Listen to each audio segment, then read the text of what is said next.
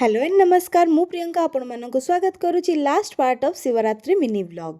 मंदिर रु बाहरला बेले जड़े लोक आमको कहले नई कूल गोटे जगार शिवलिंगर उत्पत्ति होती तो सीधा आम मैंने जाई पहुँचलु आठी पहुँचा पर देखा पाइलु कि पूजापूजी तो जोरसोर चलता तो शिव को दर्शन कर सारापर साइड्रे थी नई को आम देखा गलु। नई कूल पहुँची देखु तो नई तो आम साड़िका नाल ठारू भी सान थिला किंतु सेठी छोट छोट पिला मानकु गाधोउथिबार आ मजा करथिबार देखि मो मन तो खुशी हो गला। तापर सेठी आमे बाहरला बेलकु प्राय संध्या हो जाइतला तो आमे माने शीघ्र शीघ्र सेठु बाहरी पड़िलु आ रूम रे जाई फ्रेश होई बाहरी पड़लु अगेन मंदिर को जीवा पई कहीं ना जागर दिन संध्या बेले मते जालिबार थिला जागर।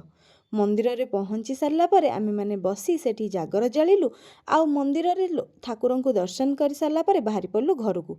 तो केतेटा मु टोटाल शिवलिंग दर्शन कली आपण कमेंट करी जणांतु। देखा हबो पुणी नेक्स्ट वीडियो रे, सेतबेल पर्यंत बाय।